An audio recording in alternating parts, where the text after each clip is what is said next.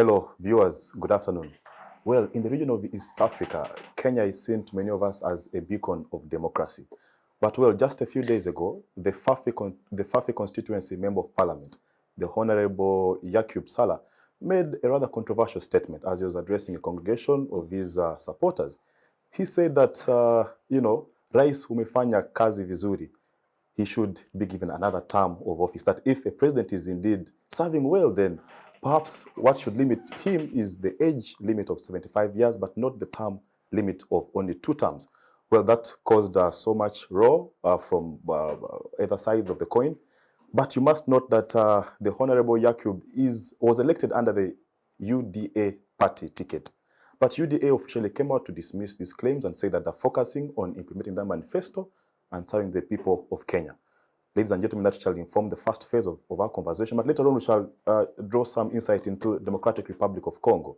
We know that just a few days ago, there were protests on the street of Congo and demanding the president to take diplomatic action against Uganda, Rwanda, and the European Union. Well, of course, these were allegations that they're supporting the M23 rebels. Well, let's just begin with the issue around Kenya. I'm joined by a panel of distinguished citizens of this country that I'm sure those who follow this show religiously have seen these faces over and over again. Mr. Joseph Ochieno, who is a media personality and a UPC ideologue. I hope this time I got the name right. Ochieno. You got the name right, and you're absolutely right that we are concerned about Kenya. Yeah. Thank you, Joseph. Yes, next to Joseph is Dr. Sarah Bireete, the Executive Director of Center for Constitutional Governance here in Uganda. Sarah, thanks for joining us. Thank you, Moses, and good afternoon, viewers. Yeah. Joseph, let me just start with you. Is Kenya a beacon of democracy in the East African region? Yeah, I was actually getting very scared starting on that very particular point. No, I think it's very interesting. Kenya, thus far, regardless of everything else that's happening, particularly for those of us in Uganda, we must say that Kenya is a nation to look at. Generally, Kenya has had many challenges, but Kenya has gone several strides far away from where Uganda is, where most of the other East African countries are actually by and large. But the question of the term limits, and particularly following an election in whose results were not only contested, but there is evidence that perhaps not only were the elections flawed in many ways, but that perhaps the process of resolving it in court itself involved a series of underhand things that have not been, matters that have not been resolved. These allegations flanked by a major regional and international lawyer here in the name of Sarah Bireete, and indeed yourself, the budding land young man. It is actually sad. But that elections can take place, a president is inaugurated, it is less than 50 days, and there's a declaration from his party, his organization, certainly by a member of his organization, claiming that the guy is not only doing excellent, but that he deserves another rap, meaning another excess term beyond the constitutional limit, is shocking. Perhaps that links to the question that many people raised leading to the elections around the campaign time. People alleged that Ruto is a man full of dictatorial tendencies. People alleged that Ruto was a sharp student of Moi. People alleged that Ruto is a smart guy, very articulate, but behind the scenes, he's possible as bad a dictator as many other dictators in the region. It's ironical that he was actually several times, compared with the alleged dictator in Uganda. Of course, you say you don't have one, and many times we thought these were election campaigns, and maybe people were playing games with the names, and people were being emotive and emotional. Because, as I said, these matters came up, actually, including the question of term limits. Now, for someone like Sarah, who has got much more different kind of experiences in the region, more recently and even beyond, where conversations around question of term limits and age limits and fumbling with the constitutions are involved, including conversations which are sometimes over and above this forum, I did not, sir, generally know that these guys will go to the extent that maybe Ruto, Museveni, and many of these other people can have conversations about threatening the integrity of East Africa as a sub-region, and perhaps pushing their self-interest to the extent that they're able to campaign and organize and scheme, not only to enthrone one another, but to support one another in a manner in which they want to take back this sub-region into an abyss of dictatorship. So it's extremely unfortunate. Whether or not this succeeds in Kenya, that is my only tiny little consolation.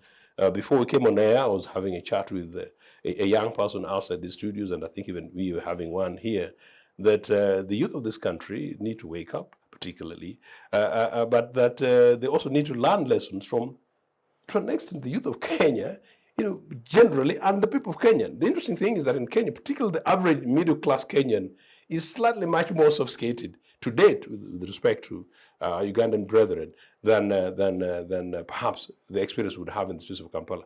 I would find it very interesting that this matter goes into the Legislative Assembly and on the floor of Parliament in Kenya. And although we know Kenyans have got more money than we do, and they actually allegedly bribe bigger than ourselves, I'd be very surprised that this actually comes to a reality, because I know, thankfully, the Kenyan opposition is not like my kind of opposition in Uganda, where sometimes people question, Ochieno, where is your loyalty and where is the strength? The Kenyan opposition is actually quite solid, and the election results showed that even if it were true that Ruto won, that country is divided 50-50 and 50-50 on the basis of strength. It will be very interesting. Well, thank you, Joseph. Doctor, let me just come to you. If you watched the Honorable Salah make his address to his people, the passion with which he made these statements, ni rais umefanya kazi vizuri, tunatoa nyingine. He was very passionate when he said these words. When a leader or when the president is doing well, he deserves another term. But he has done, what has he done well? He's just trying to fit in the chair. Yeah, what has he done well? Yeah, so my question to you is, what do you make of that particular statement? What do you make of that particular statement? When we, as part of the Eastern Horn of Africa Election Observers Network, we observed the elections in Kenya, but we also observed the electoral process in Kenya. All the delegations we met in Kenya were excited about Kenya being a beacon of hope for democracy in Africa, especially at the time when we have declining democracy globally. The global north is struggling. At least the midterm elections in the US went well, and there's a balance of power. In Washington, I saw Biden saying that at least democracy won. I don't know whether it's now resolved who has won the Senate, but not at the pending, but regardless, there's reflect runoff. There's one runoff in Georgia. So, but the House of Commons has gone to the Republicans, although they had not. Yes, the representatives has gone to Republicans, although they had not attained the controlling majority, meaning they have to negotiate with the Democrats. So at least the elections went well, and there was no drama like the January 6th attack by Trump on the Capitol, which was very unfortunate. You go to the UK. I saw yesterday there was a walkout as the Prime Minister's first question time, which was tough, but he seemed to be trying to manage. Yeah, compared to his predecessor. So let's see how it goes. So democracy is under attack globally. When it comes to Africa, it becomes the sick man of the world. I don't know why. For some reason that we can never get our act together. And it's embarrassing. More than 6 decades of independence. We cannot learn the ABC of democracy. Even those who do are the most crooked that they want to take advantage of the largely laid-back population for selfish ends. So in Kenya, when we observed the elections, everything seemed okay. And all our reports indeed, stamped in for a credible election. When I went back to Kenya last month in our post-election related work, some of the excitement had gone. The after stories, the post-election stories, some of them were depressing. Including the bribery at both electoral and court level allegations. Very unfortunate. But they remain allegations. So let's keep them at that level. During that same time also, although it was rumored during elections that there was an evil plan being mooted between the Kampala regime and Ruto, the Kenya Kwanza, nobody had an idea what this evil plan was. And last month on this show, I did mention about the evil plan to lift term limits. You did. Our Kenyan audience, in your comments and feedback, you said it can never happen. It is far-fetched. But hardly 3 weeks, we are here again, and I know you'll be watching. It has started unfolding. I do not want to sound like a prophet of doom, but in our post-election analysis, it became clear that the evil plan that was mooted between the Kampala regime and the politicians in Kenya was a move to remove age limits in East Africa ahead of the political federation. This plan was first sold to Azimio leaders who refused it, and allegedly Kenya Kwanza said they will implement it. So for us and the people who were in those engagements, the utterances of the MP did not come as a surprise. Like Winston Churchill said, in politics, never believe anything until it is denied. Political machinations always start with one unserious politician, whom another scholar referred to as a useful idiot.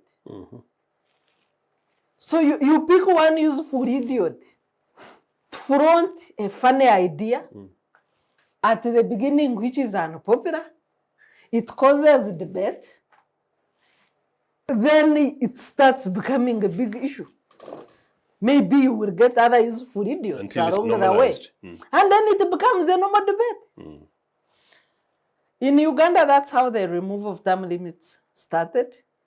When it was uttered, everybody thought it was the biggest joke of the century. In Chankwanz, where it was announced, people got to learn of the scheme in the night before it was announced in the morning. And everybody thought it can never happen. In the first engagement in Chankwanz, it was defeated, hands down, then postponed for further consultation. When it was postponed for further consultation, a smuggled meeting was convened on a Sunday. And allegedly that smuggled meeting, where those who were against the lifting of term limits were never invited, the meeting endorsed. The likes of General Mshamuntu, Maria Mutemi, yes, Elia Sarah Katega. Chinji, Jabel Dansari. Elia Katega. They were not invited in that Sunday meeting that allegedly endorsed the funny idea, which started like a joke. And then they talked of it being referred to the districts and the National Conference for endorsement. But that never happened, and then it came to Parliament. When it came to Parliament, it was popularly rejected until the famous bribe of 5 million was given to the MPs who endorsed it, largely the NRM MPs. And as we talk now, it is history. That's true. Mm. In Malawi, the United Democratic Front started with one unserious MP, started drumming up for the removal of age limit. Unfortunately, UDF, the United Democratic Front, has a resemblance with UDA, the United Democratic Alliance. What changes is the replacement of F and A. But the Malawi people defeated it. So my call to the Kenyans is, there is no smoke without fire. Don't be in denial. Don't accept to become part of the African curse and reject this evil move. Joseph, let me just come back to you.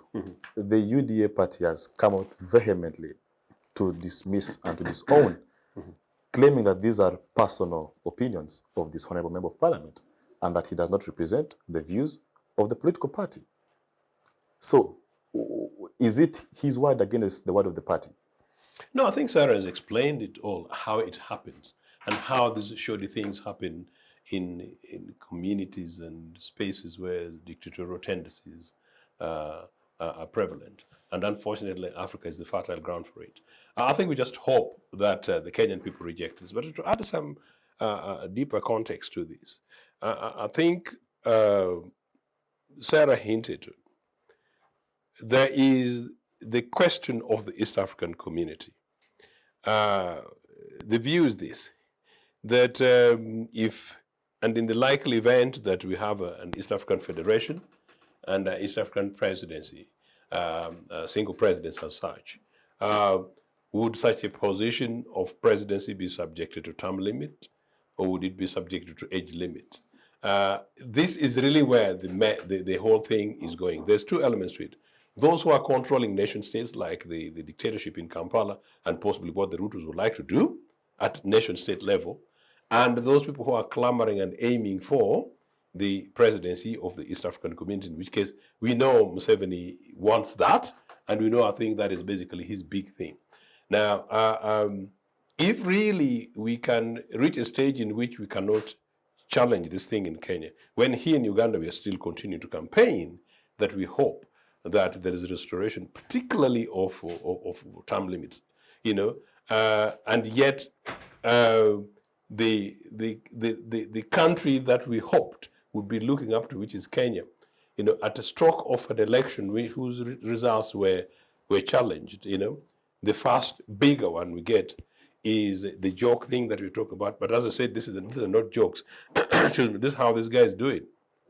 It's unfortunate. So we can't take it lightly. So I think it's up to Kenyans at this material time, our hope, to say no, to say no, to say no, and to resolve and ensure that Ruto is put on the spot, his party and organization is put on the spot. The majority of Kenyan people take to a position that this is something which will not be allowed in Kenya. But perhaps that Kenyan people join us in Uganda in seeking to reclaim these rather decent democratic benchmarks for restoration of term limits here, because part of our campaign here continues that we want restoration of both term and age limits, not only in this country, but in the countries where they don't exist. We hope term and age limits, limits apply to Rwanda, apply to DR Congo, apply to South Sudan, apply to any other nation state like it does in Tanzania at the moment. And that those become not only preconditions for fair membership. Unfortunately, it's past that because it's smuggled in Congo already in this. But that going forward, yeah, DRC has term limits. Yeah, but I'm just saying, sorry, no, but I'm saying Congo has already come in, and I'm simply saying preconditions and very clearly demarcated in the constitutions of those countries, both DRC, South Sudan, Rwanda, Burundi, as it is in Tanzania, in this case, particularly for the question of term limits. It's absolutely in the interest of democracy. It's absolutely in the interest of this region. And it's absolutely in the interest of you young citizens of this sub-region that democracy survives, dictatorship is killed, dictatorship dies, and that the youth of this country have got a possibility that in a democratic dispensation, there will be possibility of stability, the possibility of economic emancipation for yourselves, and the possible realization for the wealth of your sub-region to be enjoyed first by citizens, all citizens of this country, of this region, first before anybody else. At the moment when you see what's happening in Congo, thanks to dictatorship, thanks to people who are pushing individual interests, there are some statistics which are talking about employment and how many people earn 1 million Uganda shillings per month. Turns out, of course, as we've been arguing, that in Western world they call it the 1% politics. That actually in these sub-regions, 1% of the population of this sub-region are enjoying the wealth and possibilities of the remaining 99% of the people of this sub-region. I think young Africans in the sub-region need to know that, well, they belong to 99% and surely they deserve 100% of all the wealth of this sub-region. Thank you, sir. Just coming back to you.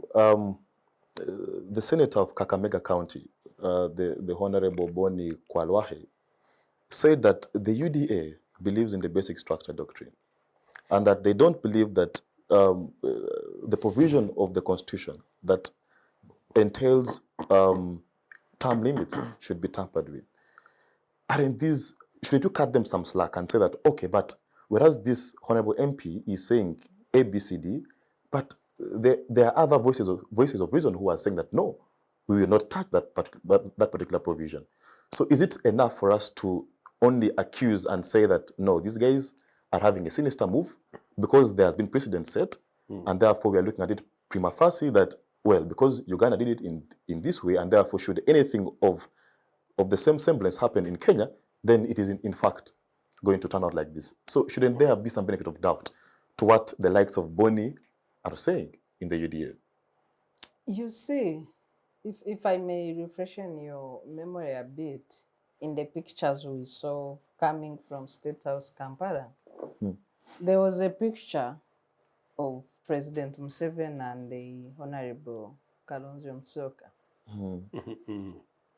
Immediately, like after a few days, there was a picture of President Museveni with the Honorable Raila Odinga. After a few days, there was a picture of President Museveni with His Excellency William Ruto. The narrative, according to the ear to the ground, is that the evil scheme of removing term limits in East Africa was first sold to Kalonzo Musyoka, who was then representing the Honorable Raila Odinga.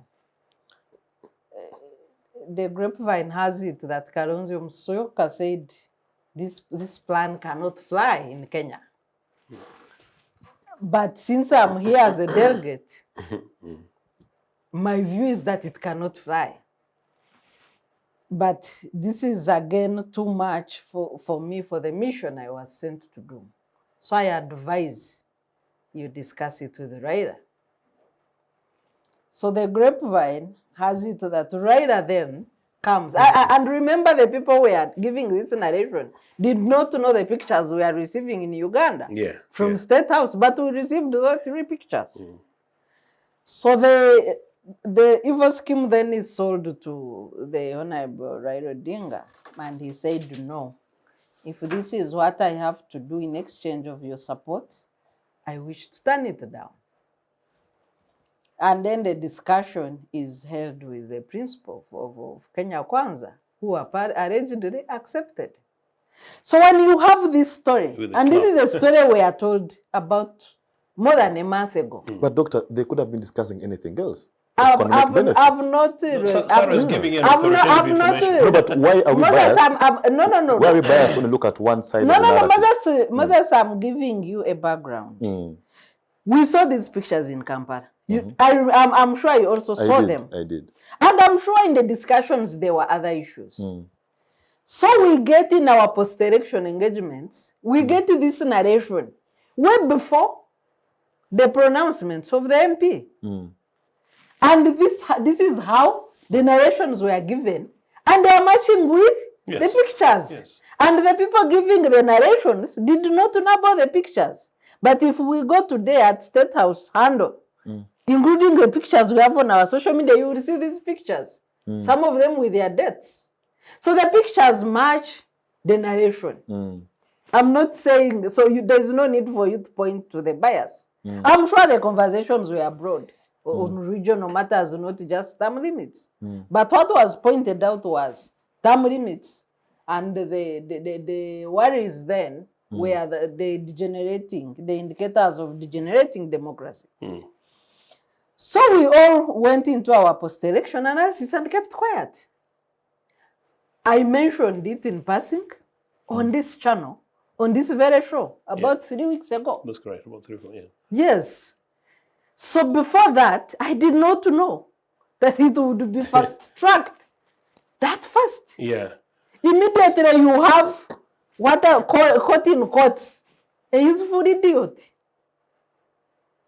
Drumming up, throwing the spanners. Not even 100 days. The spanner in the works. Yeah. They are so fast. And if you look at the period of timing, it is the strategy that Museveni mooted for removing age limit. It will annoy and upset the voters. Do it as early as you can, so that by the time of elections, the voters have forgotten and moved on. So that can explain the early timing. So when you have the senator denying and explaining the basic structure doctrine, which I firmly believe in, maybe he's not part of the people to throw the span in the works. Even here it was denied those days by Very people within many NRM. times. Yes. We had a meeting at Sheraton on constitutionalism by Forum for Constitutionalism, then headed by now Ambassador Chintunyago. Professor Mondo Kagonyera, who was a senior cabinet minister, came on in the meeting, and he said that as a senior cabinet minister who had never missed any cabinet meeting, he was very sure that they've never discussed the removal of term limits. So when you see a statement of UDA, if you see a statement of other handlers of Kenya, because I've seen of President William Ruto, of denying, if you see a senator denying, at first it is not that everybody's in the room. Yeah. But before you know it, then you will see people saying, let's listen to his views. And that's how it will start. We've seen this in the removal of term limits in Uganda. We've seen these schemes in the removal of term limits in age limit in Uganda. We saw this move, which failed good enough in attempted removal of term limits in Malawi. It is the same script. Joseph, I don't know. I want to appreciate that by the time you rise to the level of running for president of a country, there's some level of brilliancy that God has blessed you with. Oh, yes, of course. I want to think that if you want to orchestrate a sinister move such as this, perhaps you not do it so much in the open. Because how difficult would it be to place a phone call to maybe Raila, to place a phone call to William Ruto and say, Ndugu, there is ABCD. But can you amend the constitution in secret? No, you cannot. But I mean, why should they expose the? Because well, you don't believe Sarah, do you? My question is, why should they expose themselves? Are you too shocked to all this? To all this? No. I am because how to intrigue our peculiar thinking that we shouldn't look at it. Yes, we should. Prima facie. I we should agree. think about it much more deeper. I agree. That if indeed the motive is sinister and evil, if I'm to borrow Howard's, then perhaps you would try to use more clandestine. Maybe you would, a phone call and things like that. But, openly exposing yourself to all these narratives that later would come back to haunt you. But don't you see that it's not Ruto saying it? It's some rogue and MP saying it. Not say anything. And might not say anything until the people demand. I'm responding to the people. Of course, that is the cleverness of the entirety of the whole thing. Don't you see the cleverness in Mr. Museveni? Didn't you see Anita kneeling? When Anita was kneeling, was Museveni clapping? He possibly can't even remember the picture of the whole thing. No, of course not. No, these guys are smart. That's why I'm saying that being a president is such a major gift that when you're given even one term, you should thank God 10 times. And so I wonder why people want to have it more than 3 terms. And in fact, I wonder how people want to become presidents over a 40-year period. It's a privilege. And so it takes a special citizen. But at the end of the day, it's possibly they're not so special that they're not any different from you and me. And particularly for you young guys, you're such a sharp lawyer, sharp presenter. I think you're such a fantastic presidential material that I wonder how people want to create permanent life presidency thing that Moses too cannot make. And of course, I can see my beautiful young camera lady at the background down there. Fantastic citizens. No, this is how they would do it. And remember, it's a matter of public opinion, isn't it? Yeah. So they throw it to the public. They throw it to the public, you know, and Kenya's, in fact, Kenya's case slightly much more relative. It's like a pregnancy. It has to be dealt with publicly. Okay, no comment. I have no experience of that. So really, so you got to throw it to the population public opinion. You've got to test public opinion, and in fact, testing public opinion helps you actually even perhaps to navigate which way, and including who to possibly gun by early, or who to possibly neutralize at a particular stage. No, it's quite clearly that, and it is unlikely that Ruto would be the first person to do so. And at the end of the day, this thing is not in the gift of Raila as an individual. If anything, the Raila that we know, the little that we do, possibly a phone call from him might actually bang the phone down onto you. So it's not about Raila. It's much about the broader Kenyan public opinion, the broader East African public opinion. And of course, these guys are not lost to the idea that the Sarahs were really busy clapping and praising them. You know, the leading to the election in Kenya, the Kenyans must have been very proud before the shambles of the election results. Because the whole world was praising Kenya. I know that, look, this is this great African nation. So it was not lost on Ruto that the rest of the world, particularly now after the shambles of the election following the court ruling, that they would be looking at them. But you know, this sickness calls sometimes some devil. When you really have, they say, the witches and wizards, man, these things just eat you. So these guys are so much driven by this thing that they're determined to do it. And it's not surprising that they started this very early. No, it's not about that. It is basically about tactics and strategy. Public opinion, political opinion, tactics and strategy, and indeed in many cases intelligence. By the intelligence throws things out there, you know, and it's only when they've thrown things out that they test who's who and which way to go, which button to press. It's absolutely consistent with what would happen by then in every other country, notwithstanding the very exemplary example that Sarah has given from here. Yeah. Well, Sarah, just coming back to you, Honorable Salah Yakub is a first-time member of Parliament. And his first time was under, of course, the UDA ticket. Are you saying he's still excited? I'm coming to that. Ardent supporters of the UDA have come out to say that, no, this is perhaps someone whose one, loyalty could be questioned, that we don't know where he falls. Perhaps he could be being used by the other side to make the UDA appear as if their interests are not that of the people of Kenya. So one, that they're questioning his loyalty, but two, perhaps because he's inexperienced and, you know, being new in the house, you're trying to, you know... That's part of the game. I mean, Sarah, the individual who is raising these concerns, who is proposing these amendments, I don't know, do you refer to him as a useful idiot or... I don't know. An appropriate useful idiot. Moses, because for all they are going after his character and his personality. That he is not credible enough, his loyalty and all those things, he's just being used. And do you know the people here who moved for lifting of term limits? We have Honorable Kakoza. He's in Iyala. He was immediately rewarded with a ministerial post. But by the time he moved he started that talk, people thought he was, of course he was a joke compared to the caliber of the other MPs then in the 6th Parliament. He was a joke. He was not really a serious legislator. That evil notion made him popular. We now know that MP that I hadn't even known you are talking about. But if I refer to the words of President Obama, you know, President Obama towards his retirement, he said he did not even know how people can think that they want to stay an extra day longer. Yes. Said, I have done my bit. I can't wait to get out of here. Yes. The same remarks were re-echoed by His Excellency Jakaya Kikwete of Tanzania.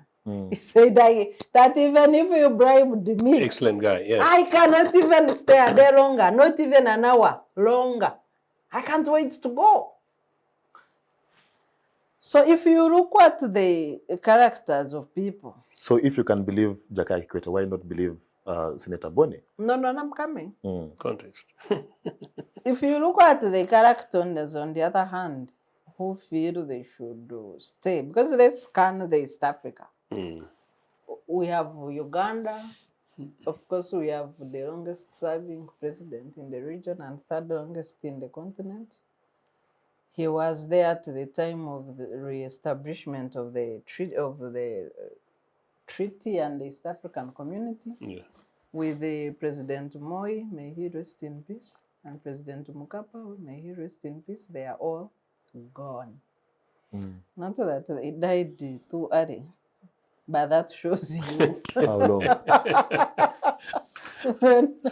Then you have him now taking on the expansion to include Rwanda and Burundi was done earlier, but then you have him now sitting with the people who were much younger, the Chikwetes and the rest.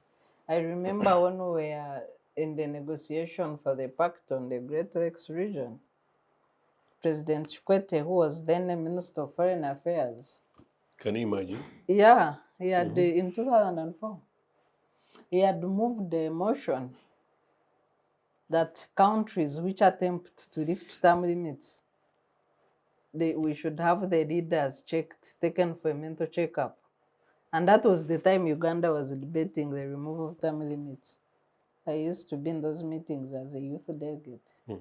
And Moses noted that did not bother Uganda. That's a very important point Sarah's making. Yes. So then in that meeting, we had he was a colonel in the army, I think retired colonel.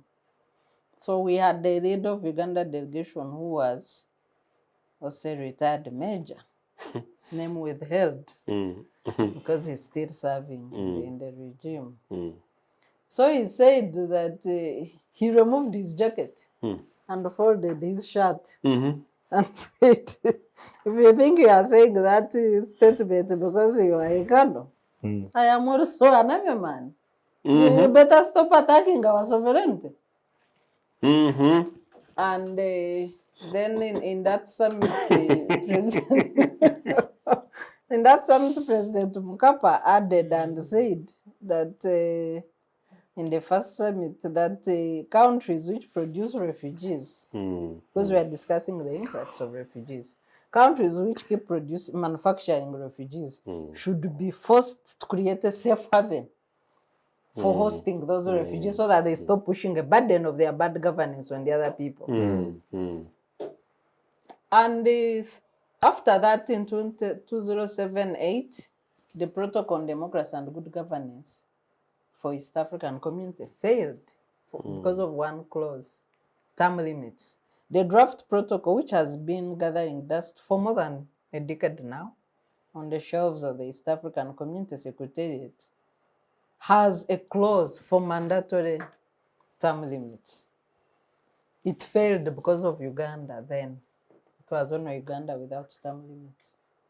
So they said Uganda should first enact term limits. In some of the minutes for the summit, President Museveni said there is no problem. If term limits is a problem, they can put them back. But it was never done. But of course, he still wanted to maintain his public space as a champion of East African Federation when the standards are failing in the country. So from then on, now this plan is that the removal, because Rwanda does not have term limits, and Uganda. Burundi attempted to remove term limits, they failed. And the President Nkurunziza, now deceased, mooted a plan saying he came to power through the first term was served and the peace accord. Those technical and it was outside the constitution, and he kept himself in power for another extra term using that argument. But at least their constitution has term limits. If you go to DRC, they have term limits, although Kabila Jr. extended himself in power for 2 years, beyond the 10 years, when he had not organized the elections, but the international community pushed him out. He also failed to lift the term limits, because people say of our dead body, especially the group led by opposition and the demonstrations of the late Segeti Yes. senior with the demonstrations on the streets. So if you look at the credentials real of the leaders of East Africa, it is not that impressive. So you have Kenya now as a more stable democracy, a more stable economy, and a natural leader of the East African community. So once you destroy the doctrine of the spirit of term limits in the basic structure doctrine in the Kenyan constitution, which is strong, by the way. It's a very beautiful constitution. They built on and beautified what would have been the Ugandan good elements in the constitution, beautified them, expanded them, and entrenched them, to the extent that to remove term limits, you need to carry out a referendum in Kenya. So it will be another general election. But when you have sinister motives at the top, especially given the post-election stories in Kenya, which are a bit condescending and not as flowery as, they don't give you that feel-good moment like we had during elections. Then, and the susceptible, citizenry. Nature of our population these days. Which money. Is through hardships. Yes. Because even the post-election stories rotate around money and every bribery, both at electoral level and court level, unfortunately. So when you get money to power into the population to destroy the backbone of the constitution and democracy in the country, because Kenyans need to know that had it not been for term limits, maybe Moi could have ruled longer. And those who are old enough, they know how people suffered under Moi brutality and how term limits saved Kenya and restored the path for democracy. So those reversals have far-reaching implications to the Kenyan people, to the East African community, and to Africa in general. Thank you. Joseph, just coming back to you. The General Secretary of the Azimio la Umoja Political Coalition, the Honorable Junet Mohammed, came out to say that these sinister moves by the UDA shall not succeed. That means that they shall do anything possible for it not to happen. Dr. Sarah has mentioned to us that for Kenya to amend that particular provision, they would have to go for a popular referendum. Yes. Yeah. So what task lies ahead of Azimio la Umoja? I think I'll sort of try to re-emphasize the other bit, that as I said earlier, that it would be a difficult one for UDA guys to push. But it's not an impossible one, considering the nature of the polity contemporarily, based on the experience we had in the last basically few months, where a huge amount of money is involved, number one. Number two, these guys have lots of money.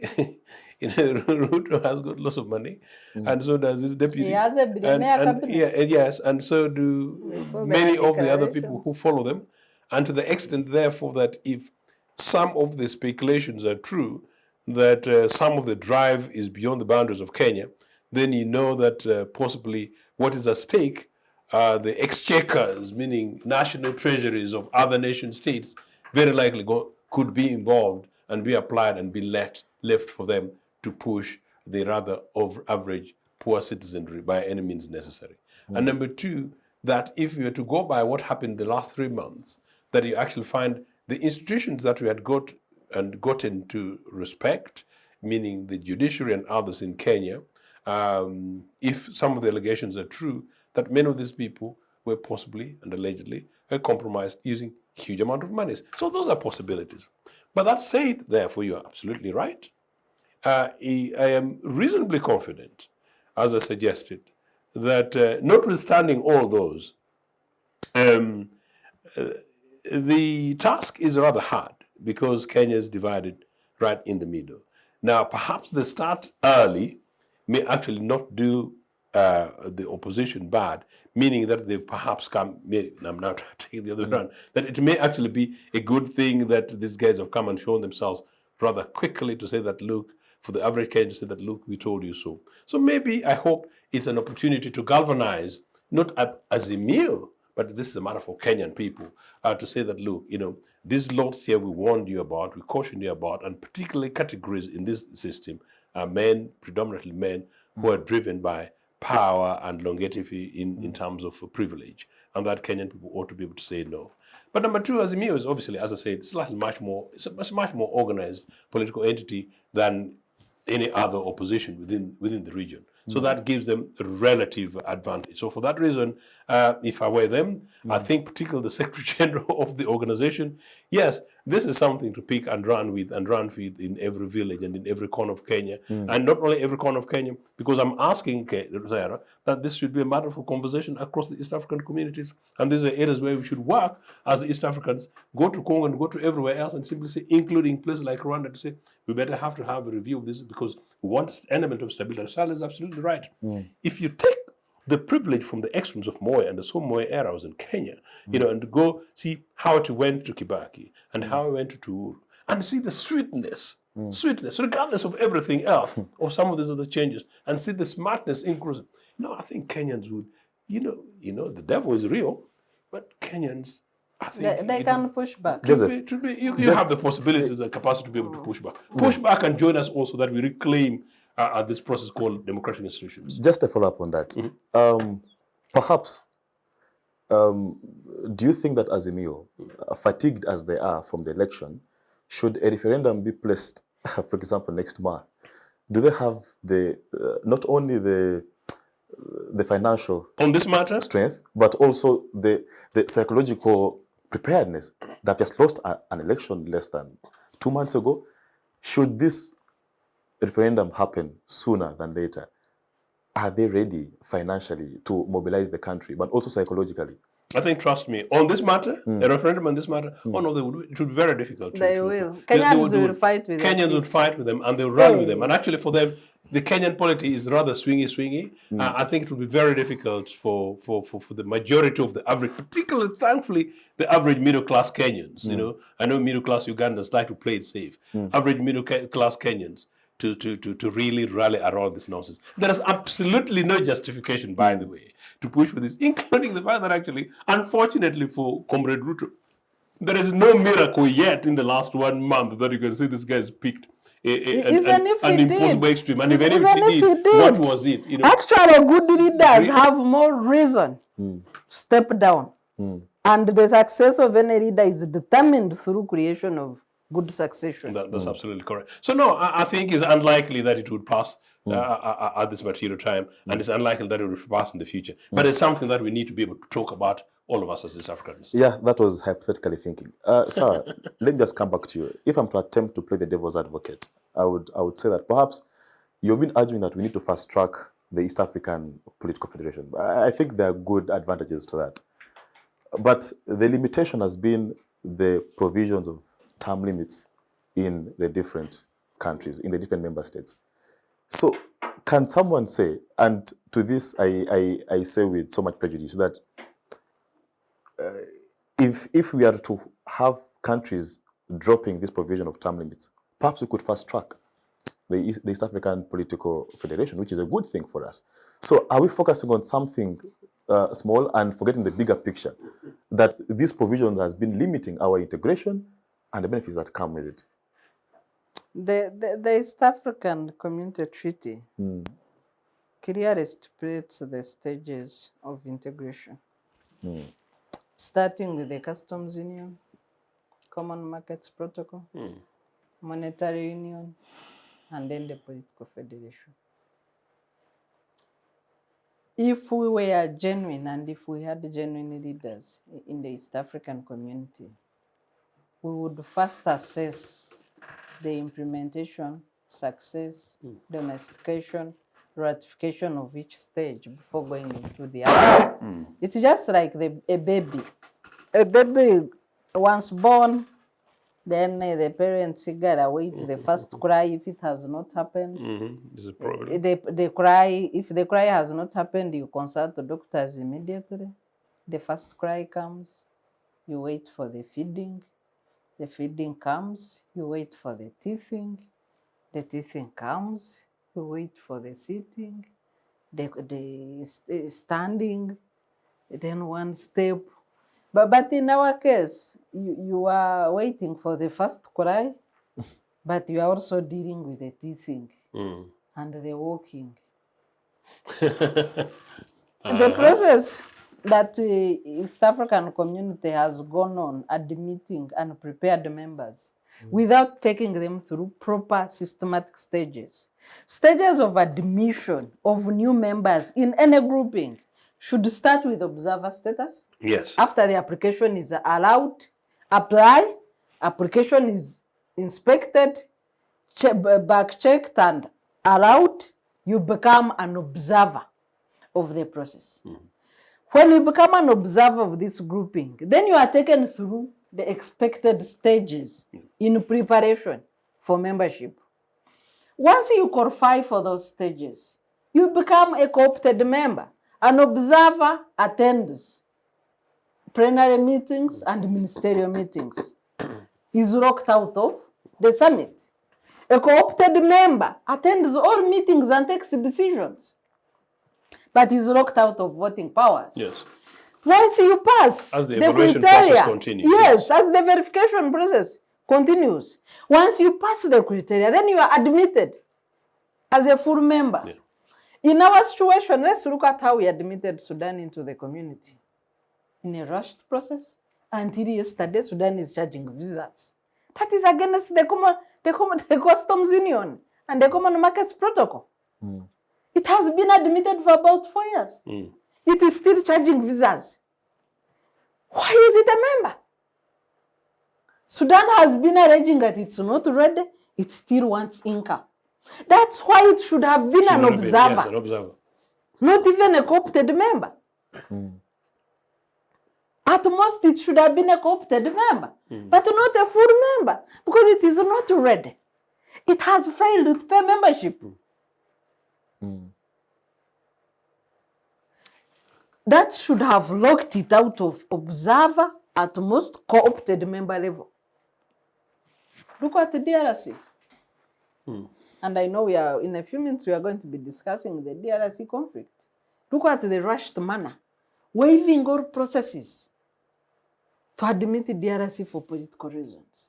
And the same is likely to be done, unfortunately, for Somalia with all its chaos, without following systematic verification processes.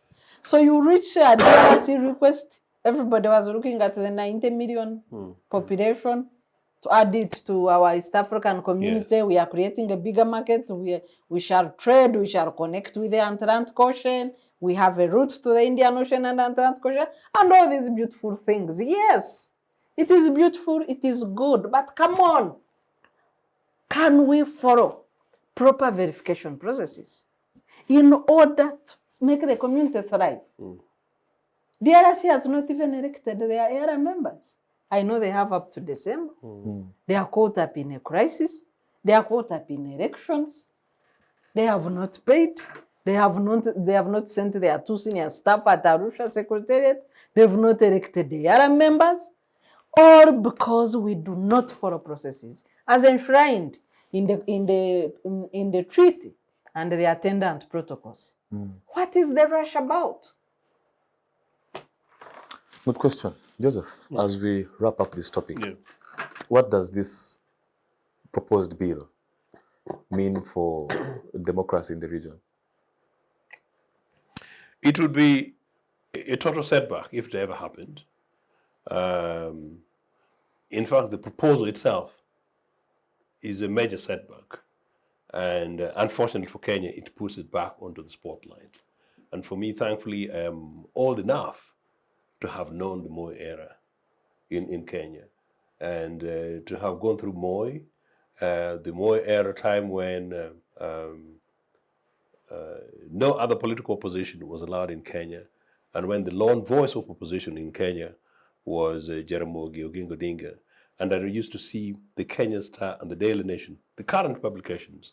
You see the headlines, and then it reminds you about some of the intolerances that in some of the contemporary spaces that Sarah and I share in Kampala these days, when it comes to the questioning of the state and perhaps you having an alternative voice, merely the voice of the opposition. So actually Kenya was rather quite dark in the 80s that I saw in parts of the early 90s. And to the extent that actually they miraculously overshot us as Uganda to reach where, by and large, they had arrived and where they are today. Kenya should do everything possible to go beyond the recent post-election discussions and controversies, and then to show us what we believe they can show us, ability to transform and change, and therefore to lead the sub-region both economically, socially, and certainly politically. Sir, what would this mean for the region democratically? I have faith in the fighting spirit of Kenyans. I have faith and belief that they will push back against this evil. My call to the Kenyans is that they should stop being in denial. Evil is real, Satan is real, and authoritarian rule is real. We shall share experiences with them as Ugandans because we are living this reality. That's not nice. It's not nice. And we do not like it. No. And we do not wish it for anybody. As Uganda struggles to restore democracy, it will be very unfortunate to see any other country losing their entrenched provisions for peaceful handover of power, for democratic political succession, and for stability of their countries, as well as stability of the region. Kenya, if you didn't know, you are the giant of the region.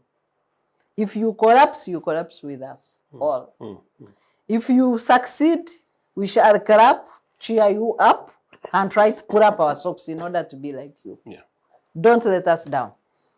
Well, don't let us down, and you have the power to do so. Under Article 1 of your 2010 Constitution gives you power. That power belongs to the people who shall choose how they shall be governed. Well, you have an opportunity to decide whether to take the region forward or take it backwards. And the decision is really yours. Well, let's take a short commercial break and see you right after. The Citizens Chatroom happens every Friday at 2 p.m. on Civic Space TV Online on Facebook and YouTube. We invite you to be part of this conversation. Civic Space TV, freedom always. Hello, viewers. We'll be back from that short commercial break. I must tell you that we are delighted to be joined by counsel and diplomat Edgar Tabaro, who is a lawyer with KTA Advocates and also Uganda's special envoy to Sudan. Counsel, many thanks for joining us. Well, thank you very much, Mr. Kidega. Yeah. Rookie diplomat.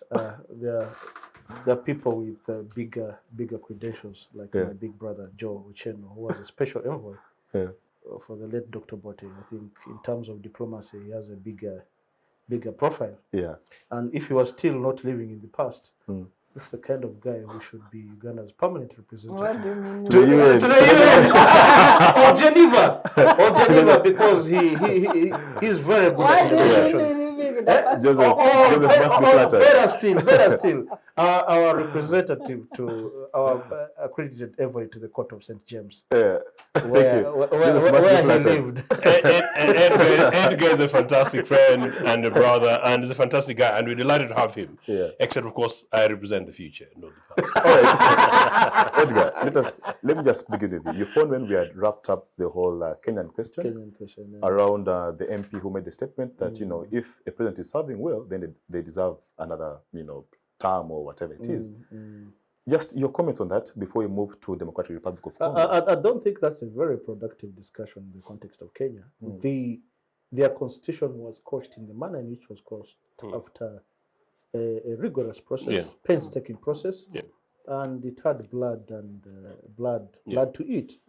After many years of the Moi, what many people would rightly or wrongly call regime, people like Joe like using the word regime, but I don't deploy it in my diplomacy. But the Moi administration, there was every reason to have limits on terms the presidents could serve.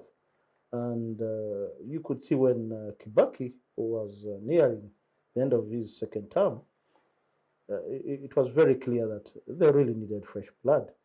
And the same applies to Uhuru Kenyatta. He was asked for his opinion and said he wonders why a person would need to go beyond 2 terms. He's looking forward to playing with his, said, God willing, his grandchildren, if his children give him grandchildren. So I don't think that's really a productive debate. And whoever has brought it in Kenya, you know, Kenyan politicians are very interesting.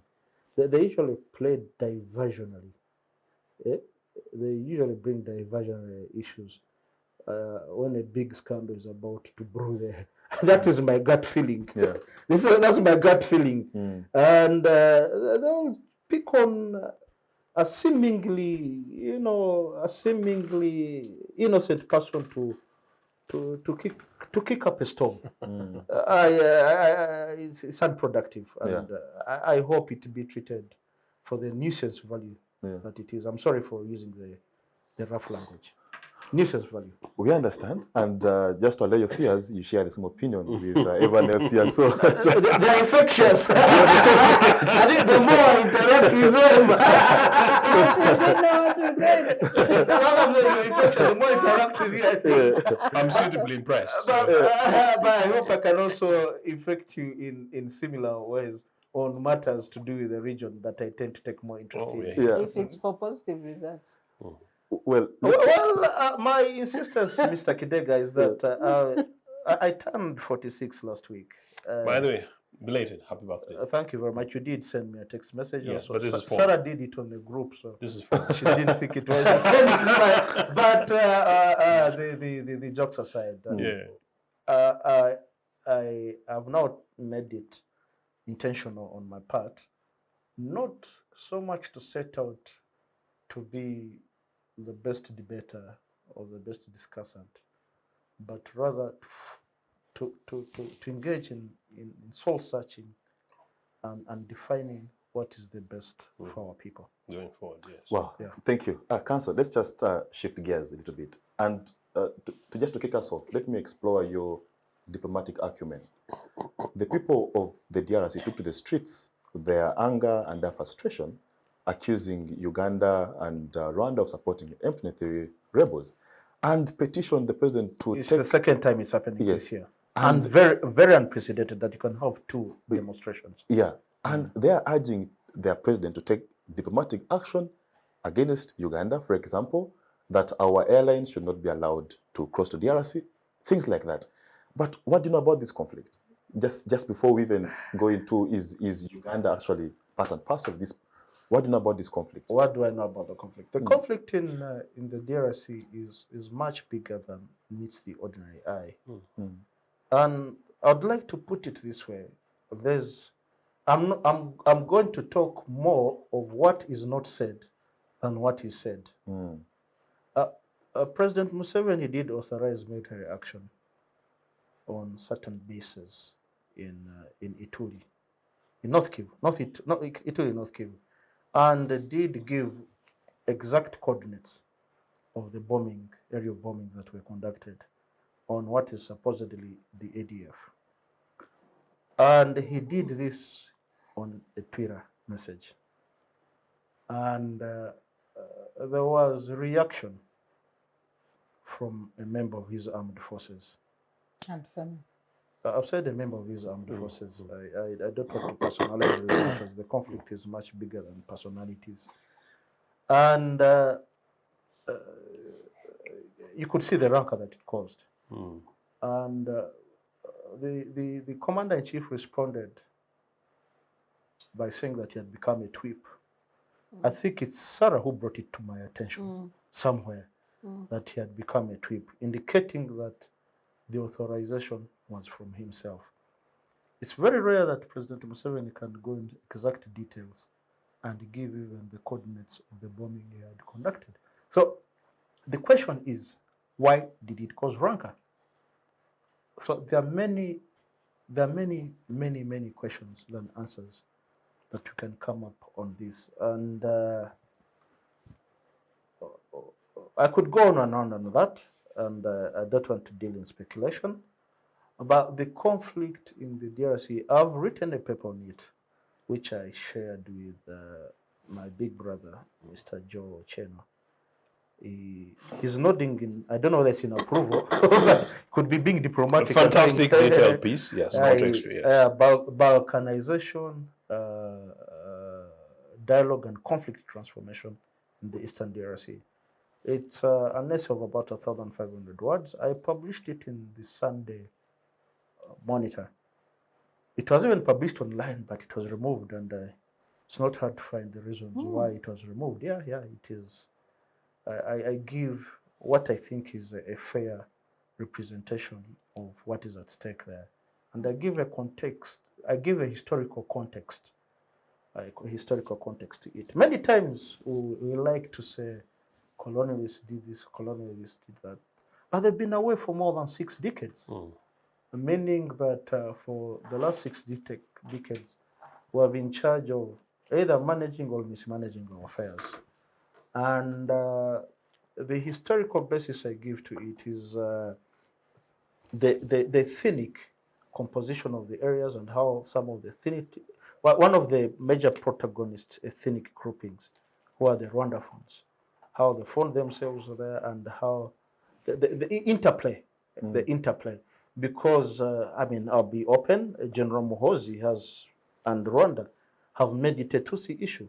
Unfortunately, it is to downplay the issues at play in the DRC. The Eastern DRC is much bigger than Tutsi or Rwandaphones, for that matter. There are other communities that are threatened. There are other communities that have existential threats in that part of the country.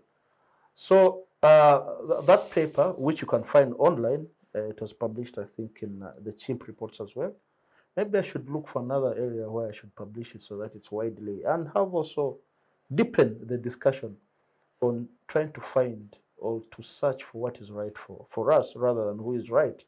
And I'm not engaged in that process here, that who is right. But where I'm really disagreeing with General Muhoozi is that the Eastern DRC or the M23, the flare-up of the conflict. Mind you, there are 133 militia forces there, but the M23 is the one that tends to attract a lot of attention because of what I would call external assistance from 1 or 2 states in the region. So, as it were, the conflict in the Eastern DRC is one that would require not just unilateralism, certainly not unilateralism, not bilateralism, as it is happening piecemeal. Uganda, DRC on one side, DRC, Burundi on the other side. Then at some point you see diplomatic overtures between Kigali and Kinshasa. Then they break apart. We need a multilateral approach to the issue in the DRC. And why do I say multilateral? One, there are countries with deep security concerns as well as trade concerns in the DRC. Uganda has security, it has trade concerns there. So is Rwanda, so does Burundi. And we also have the international community through MUNOC, the UN peacekeeping force, the biggest UN peacekeeping operation and the longest ongoing so far, of $20 billion US. And also, importantly, the markets for the minerals that are traded out of the DRC. Maybe the word I would more appropriately use, the minerals that are plundered and pillaged in the DRC through the international mafia network that is based in cities outside of Africa. Now, that's why I say multilateralism. The conflict in Congo can only be handled if there's a multilateral approach to it and productive dialogue. Not people coming to heave off and create fiefdoms, viceroy and vassal states for their own economic interests. Well, thank you, Council. Doctor, let me just come to you. Council says that we must adopt a multi-nation approach. Uganda happens to be one of those nations, should be part of the solution towards addressing the issue of pacification of Eastern DRC. So let's just examine Uganda's interests. And these interests go way back from the Obote government days, where we were accused of participating in the plundering of timber and all those things. And our interests have continued even up to date. But what interest does Uganda have in Eastern DRC? Is it because Goma is much more closer to Kampala than it is to Kinshasa? And therefore, we have interest because we are going ahead to construct roads in DRC. So what is our interest as a country? Is it East African Federation? What drives our interest, our so much concern in DRC as a country? If you look at the Protocol on Good Neighbors under the auspices of the International Conference on the Great Lakes region, or the principles of good neighborliness, like it is enshrined under the African Union Constitutive Act, neighbors are enjoined to intervene and not to interfere in the affairs of other countries. Intervene in the sense that you can't watch on as your neighbor's house catches fire, because the fire can extend to you. And not to interfere, meaning do not meddle in their internal affairs if there is no possibility of a fire crossing over to you. Unfortunately, the Eastern DRC has been a haven for rebels, militias, and all sorts of armed groups since independence. I agree with Edgar on the principle of how Africa has really failed. They either failed to manage or mismanage, which means the same. Mismanaged their affairs since independence. The current DRC conflict has been defined by some scholars as the third war, the third Congo war.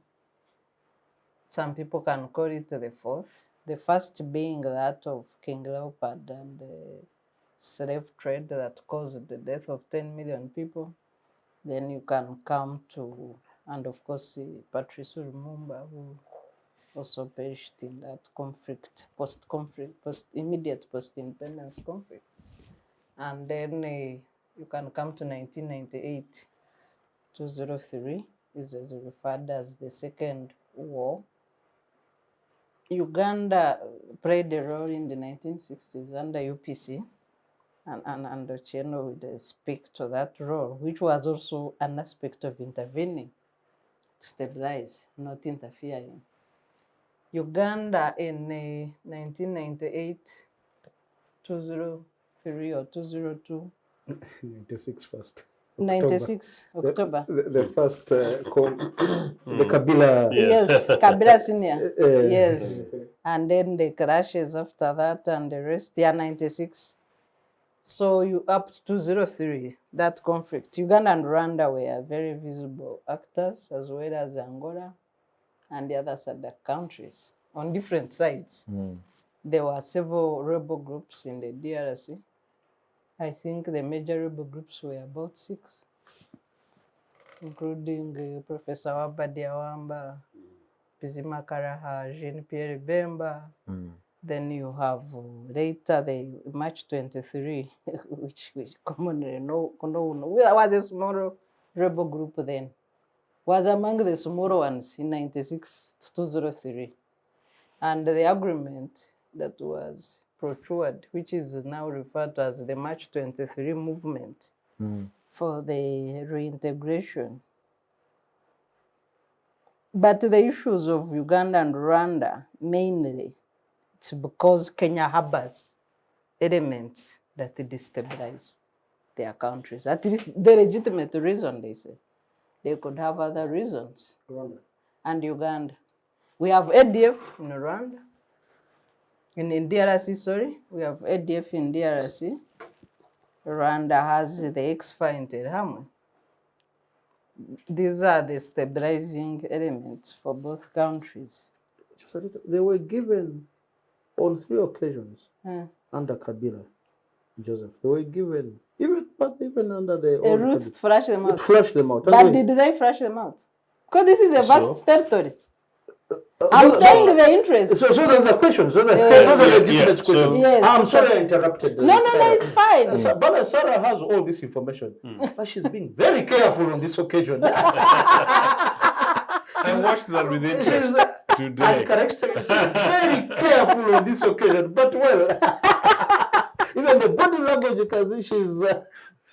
Yeah, because we all agreed at the beginning, even with Kenya, that we don't want to inflame anything. We just want to bring East Africa together, peaceful, democratic, and I'm much obliged. And I'm here to learn, as you can see. Yes, sir. So if you look at this, thank you, Moses. So if you look at these multiple interests, so you have the ex-Fine Terhamwe, you have the ADF, you have other groups with the ability to destabilize, including the Burundi. And there's a destabilizing element for Burundi as well. Yes, I've forgotten the name. So, but in exchange, countries will always have other interests, legitimate and illegitimate, where conflict is concerned. Our other legitimate question, other than security, would be trade. Trade across borders, and the social connectedness of the people. Last week we were here with Dismas, who said he has a garden in DRC. So you have people... Mention his last name. Eh? Nkunda.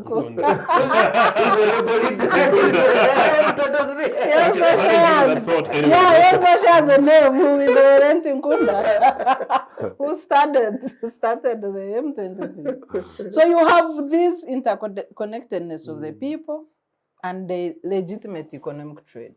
But there are also illegitimate reasons. DRC is a vast country with a vast mineral resource, and is largely ungoverned, especially in the eastern part. It has less presence of government, and that also is a destabilizing factor.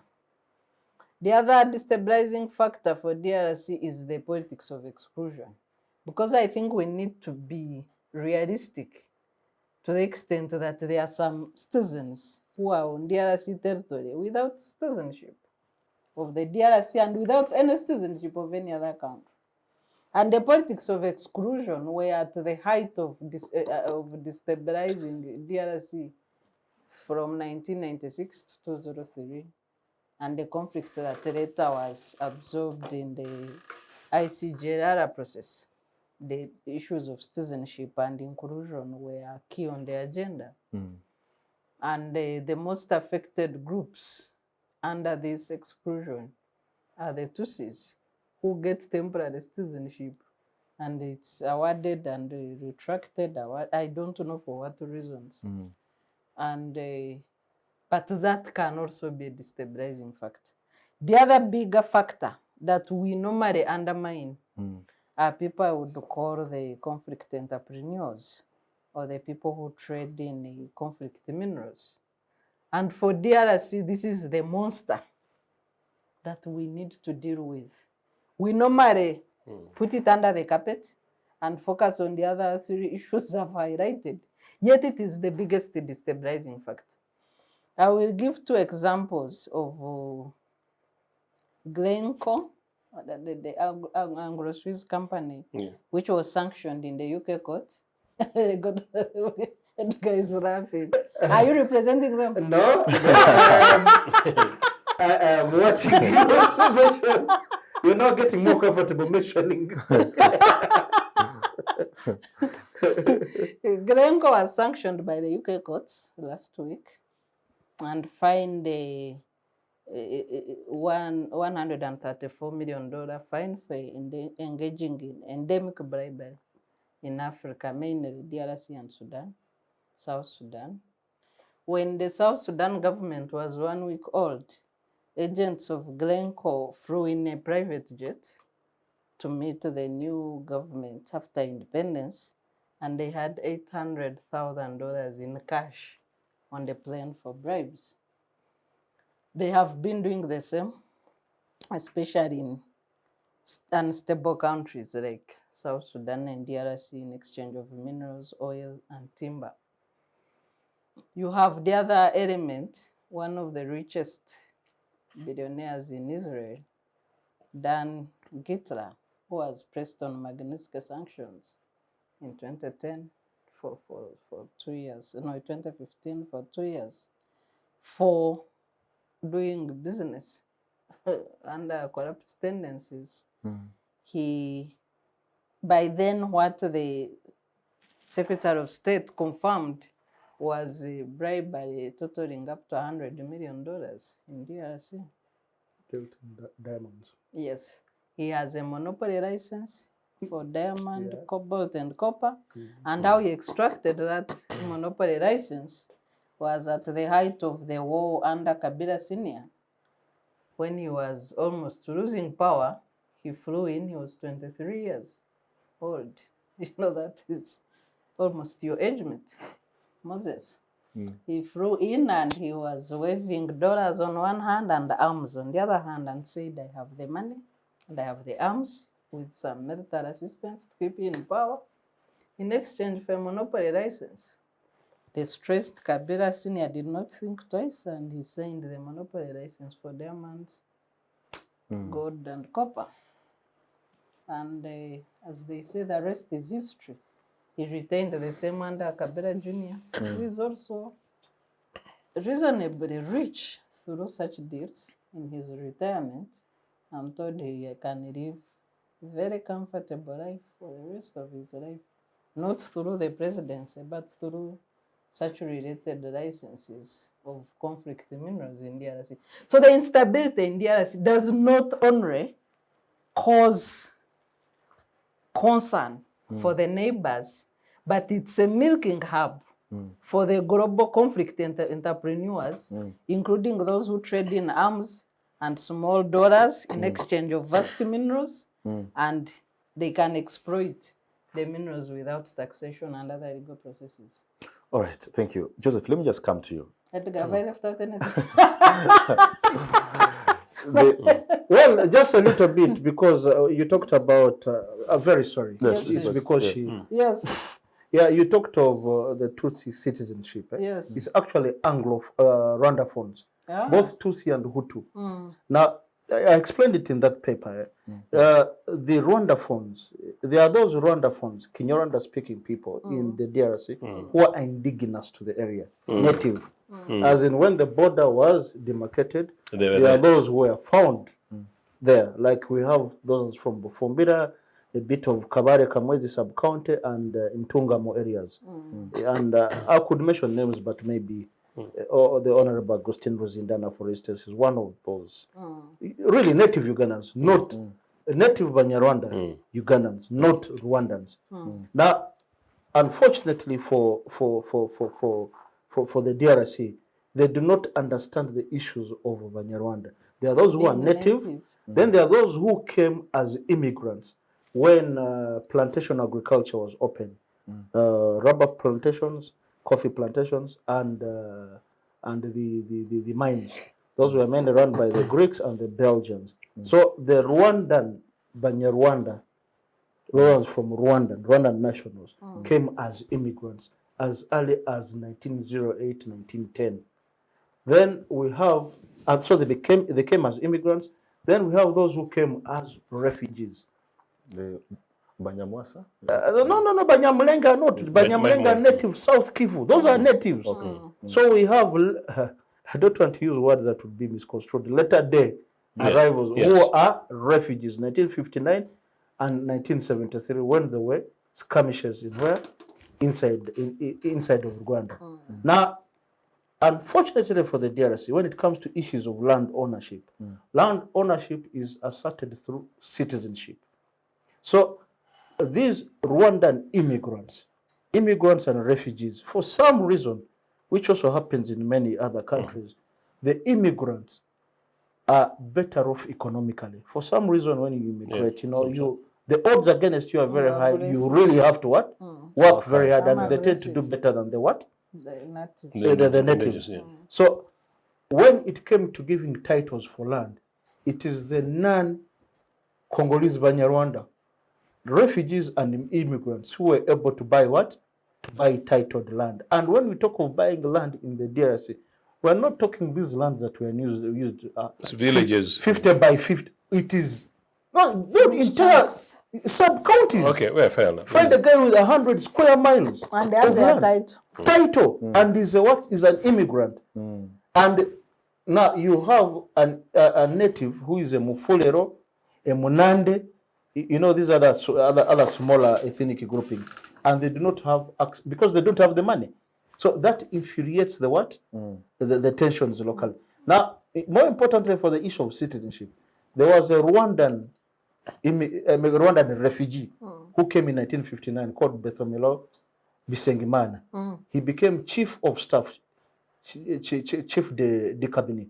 Chief of the cabinet is a very powerful position in the French system of Mobutu. So he drafted a law in 1973 that recognized all Banyarwanda as natives, and that's where the trouble started. They went up in arms. Then Mobutu realized that it was a sentimental issue, an issue that divides the people. So he used it for his divide and rule politics. So he kept withdrawing, restating, depending on his mood, and he never had elections, as you are aware. Wow, so much learning taking place here. Just very sorry for interrupting. It's okay, understandable. And we appreciate every single knowledge that you share with us. Joseph, let me just come to you. The DRC joined the East African community, I think less than a year ago. Is there a correlation between their joining the EAC and the surging conflict that we are now seeing today? But also, you could comment about Uganda, particularly under the UPC government, being accused of being part of the, how should I call it? I don't use Sarah's exact words, but... The interventionists. Yes, and those who took advantage of the minerals in DRC. No, just two quick things. One, to clarify, Uganda never took advantage of the situation in DRC in the 60s. Amin, as an individual, exceeded his role, exceeded his mandate. He had been said there, Sarah said, Uganda's job was to support DRC nationalists, to emerge so that DRC is able to stabilize post Lumumba, claim their sovereignty and independence, mobilize and organize their resources and communities, join the rest of Africa, because East Africa at the time, join the rest of Africa as emerging powerful nation, so that the citizens of that country and we, the neighbors of that country, can join the wealth of Africans in the region. Amin, who had been given the mandate by Obote simply because of his origin in West Nile and strategic location into DRC, open porous border. Number two, he was the deputy army commander at the early stage at that time, and so therefore fairly seen enough to be able to deal with some of these matters. Went and exceeded his mandate and started getting involved, possibly temptingly, in the gold issues in Congo. Granted, CIA, whom we were fighting against effectively anyway, obviously got the information and sold this information to Ugandan opposition, some of whom were already active CIA agents, in the whatever. Some of them were in UPC. No, and of course, yes, some of them were in UPC. In fact, the UPC Secretary General at the time. I did want to mention names. No, it was. Yes. These are very important. You are very bold. We need to talk about these things. I think we need to speak the truth. We need to talk about these things as Africans and come to terms with the reality. I was talking to a very eminent lawyer 2 days ago who's rather radical. She surprised me, actually, if she'll be watching, the extent to which she is radically uncompromising about the statehood and nature of this country and democracy, to the extent that she actually thinks that I am a moderate yes-y to the issue in that country. Not necessarily that she's saying that we should go to the bushes, but she's extremely radical. I would agree with her. You're not radical enough. Of course, I'm not radical. Enough. But I'm quite resolved as far as the issues and values of this country are concerned. But so, I think I lost my train here. So what we need to do as a continent, You went there to fight, among other things. we need to have a conversation. But has CIA ever left? Will it ever leave? Will it ever leave? Will it ever leave? Do you want us to turn that another topic? You know, that maybe No, but that's the DRC conflict. indeed, we need to make it impossible, difficult rather, but impossible for these guys to play us up. The truth is that we can give these guys whatever kind of credit we give them. But if the three of us plus our young man, if the four of us resolved that we're citizens of this country, whatever happens in this room, we are not going to let go. Those guys are not going to sweep us. Normally, the interesting thing about these Western agencies particularly, actually, unlike the others, they like playing compromise. To the extent that these guys didn't like Obote, just a bit of some, in 1980, but Obote won the elections. So once Obote won the elections, these guys said, well, they have to deal with these guys. That's why they say that they have no enemies or friends. Precisely. West Minister actually persuaded Germany, West Germany, at that time, the Social Democrats, to convince Dr. Semogere to take up his seat as the leader of the opposition. Yes. Came from Westminster. And yet, in 1971, they kicked him out. Precisely. But the much more important point, so immediately Obote wins, they realized that they couldn't really do much other than that. They cooperated with him. The Republican Party of all parties invited UPC to Americas, and actually they're trying to For them, they are constant. Is their interest. It's their interest. So it's how you strike the balance. But I'm saying even us as Africans, we also need to be smart enough and learn how we're able to manage within reason. The question is, have we defined our interests? That's it. Have we defined our interests? Are they narrow ethnic, Chwezi against the other, Luo Bito against the other? Moses. Do you mind giving us airtime so that we have this very particular conversation? This is very important. Because quite frankly, I think, and I'm very sorry. No, it's very important. Very important. You invited me to a topic that I'm very passionate about, and I'm sorry if I come off as unruly. My deepest apologies. And we've had the three of us are bad. You know where you are. Carry on. We, the intelligentsia, the so-called elite. I don't like them using the word elite. Elite has been so much misused. And in a case you can be elite without being part of the intelligentsia.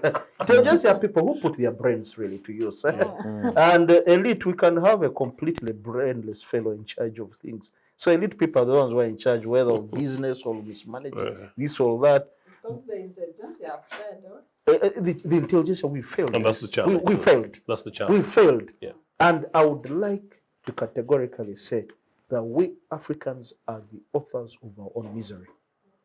And only we Africans can get ourselves out of the misery that we are digging ourselves into. We can't run away from it, and I don't want to ever hear the rhetoric and razzmatazz of neocolonialism, imperialism. We are solely to blame for what is happening here. He's talking of fifth colonies in the 1960s. I mean, and we are still here with the same issues that in the 60s. 50 what years later, 60 years later, we're still. But our independence leaders were able to navigate, which is basically qualifying what he's saying. And we're able to go ahead and was an attempt.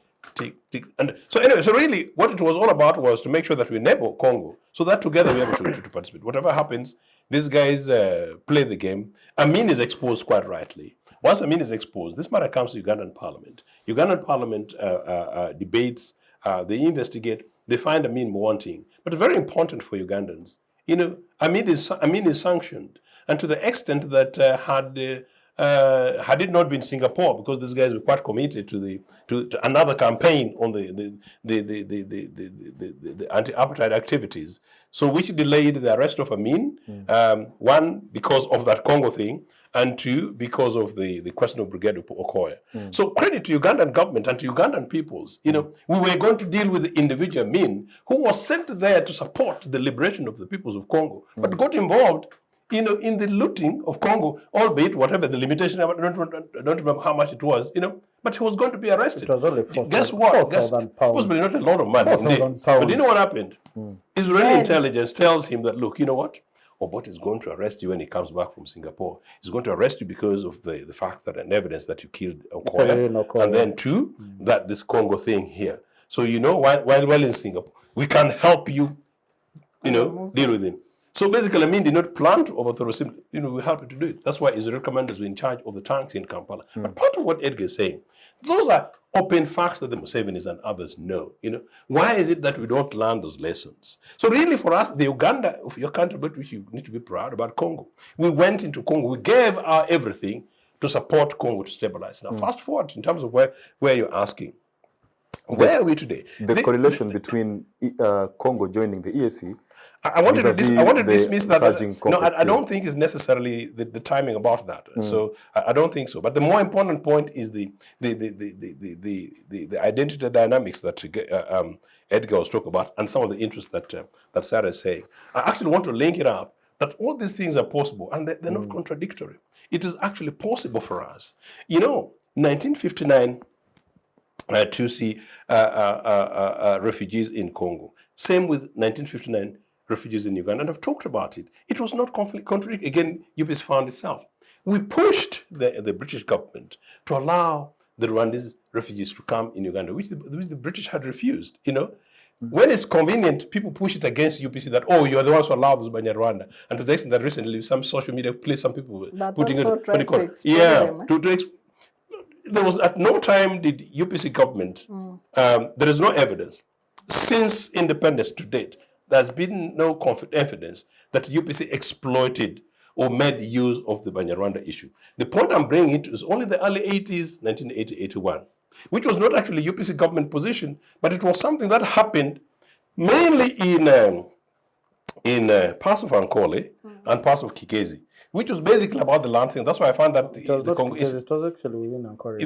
Primarily within Ankole. It was in the Lake Mburo.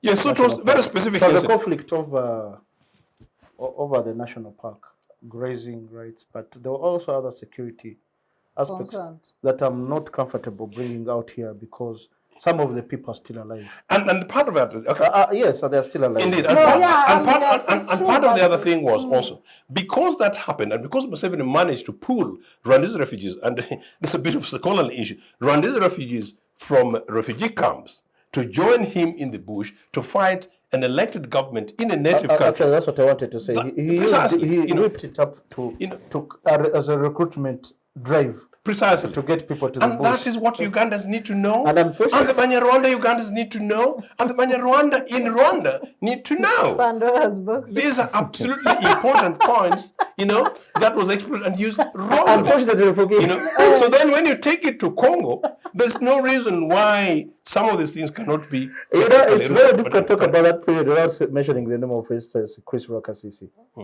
And his name has come up many times, adversely, sometimes very wrongly.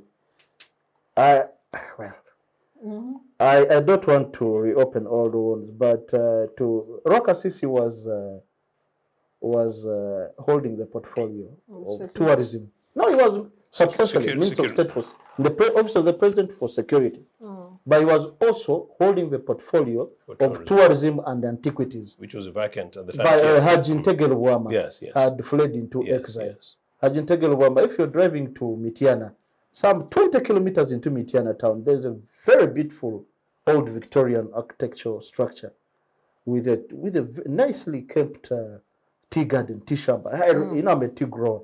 So that's always my attraction, that tea shamba. So Ntegel Wama was a minister for tourism. And he went. And that is his home. Yeah, he fled into exile, and Rwakasisi took over as minister for tourism. Now, there were issues of clashes between pastoral communities, pastoralist communities that were encroaching on the grazing land, rather grazing in the national park.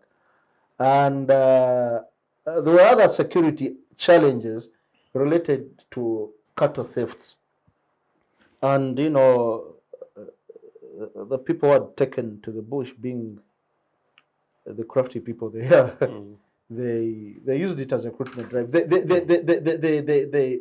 fed into the security scares to get particularly the Banyarwanda who were targeted to go into the bush, and many of them joined around that time, and the names are public record. And then the resultant outcome of that in the national and the resultant outcome of the national conversation is that then the indigenous citizens become resentful, and say because there's no other country, possibly except Uganda now, possibly in Congo, would it happen that people who are not indigenous to the nation, would become part of the security threat of that nation, particularly if it's an independent, and in this case, a democratically elected government. It will raise it for tempers. But of course, we will have a debate on whether or not. Mr. Kidega, I wish to add that the protagonists, the people who are said to have evicted Banyarwanda and what have you, were actually descendants of Banyarwanda. Precisely. You know, Take it from me.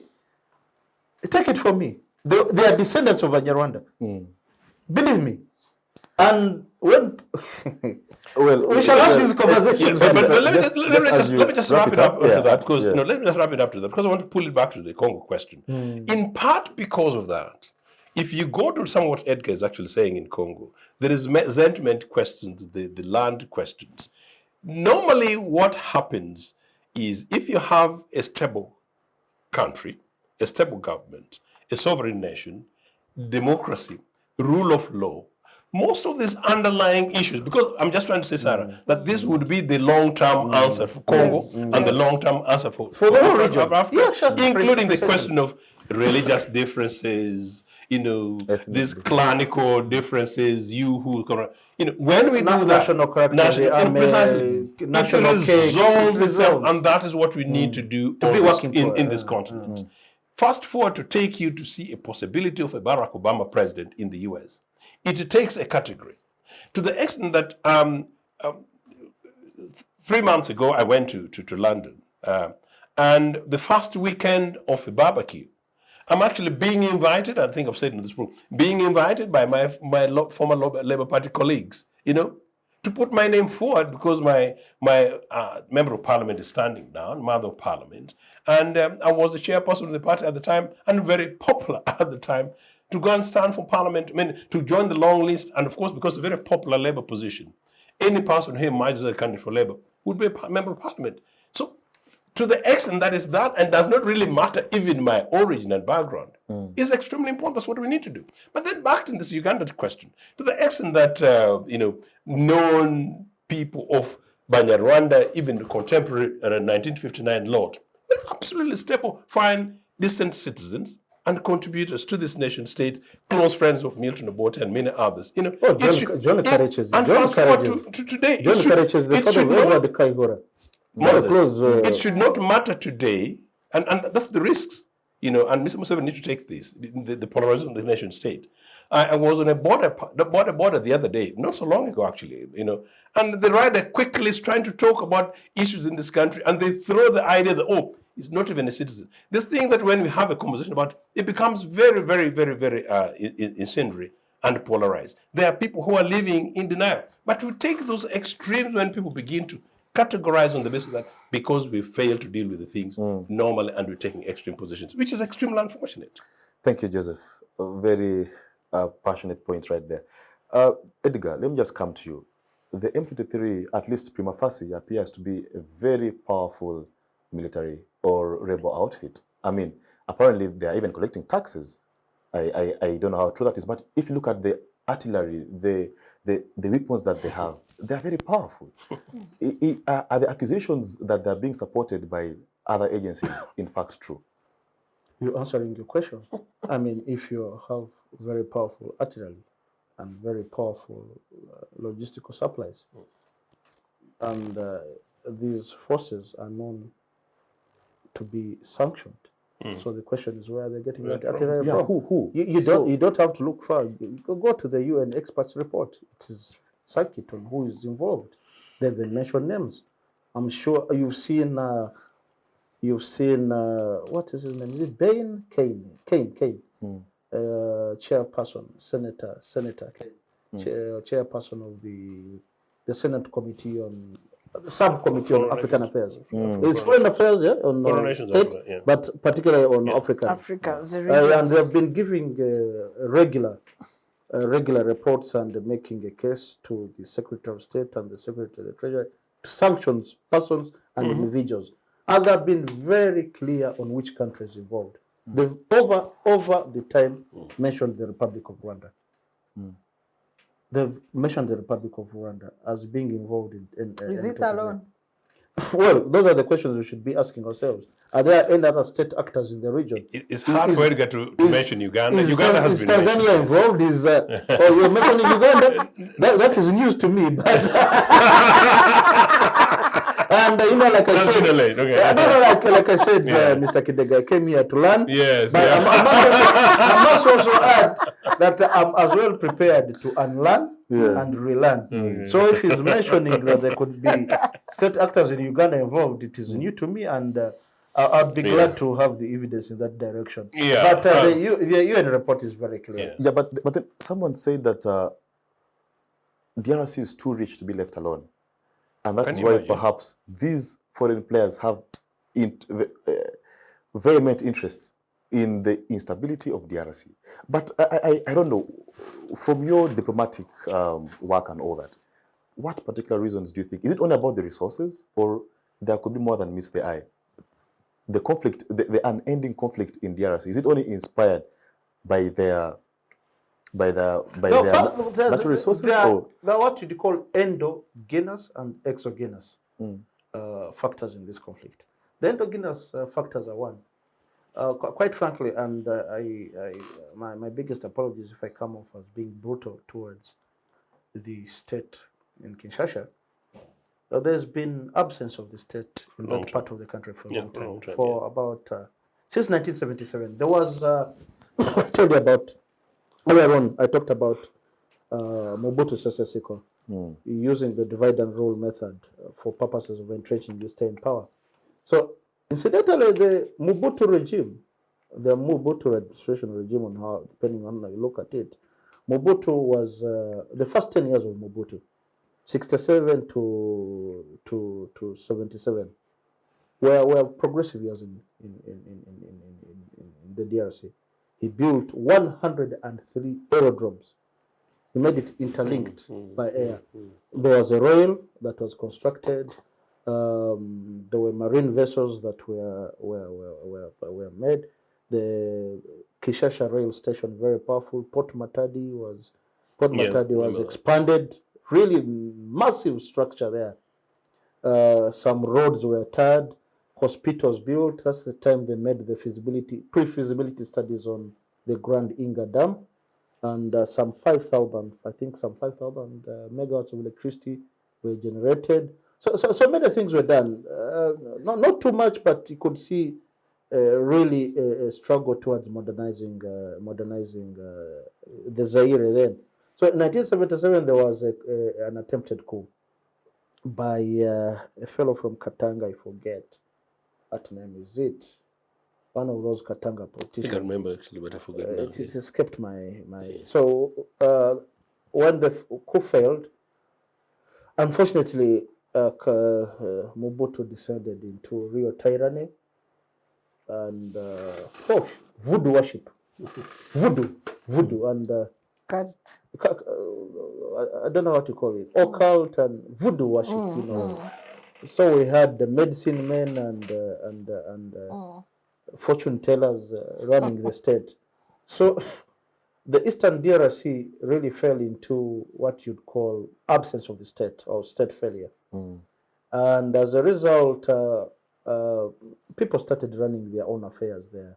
So the militias, there was a proliferation of the militia forces there, in that they even started collecting their own customs and running their own states. And it's been the culture in that part of the country for over 4.5 decades now. So there's that absence of the state there.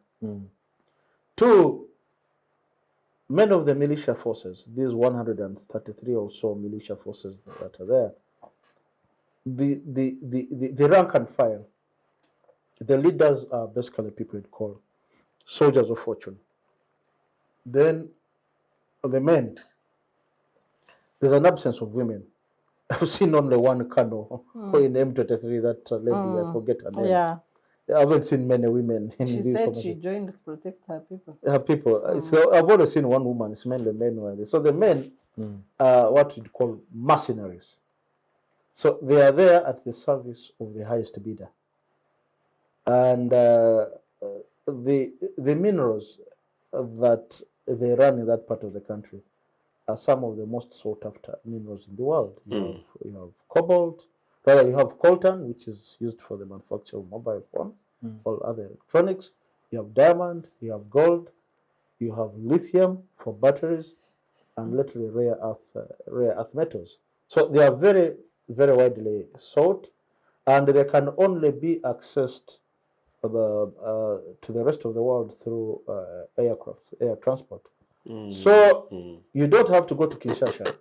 You don't have to pay, like Sarah told us, you don't have to pay royalties. You don't have, so it becomes very attractive for pillagers, for looters, for I don't know what other words you Conflict entrepreneurs. Conflict entrepreneurs.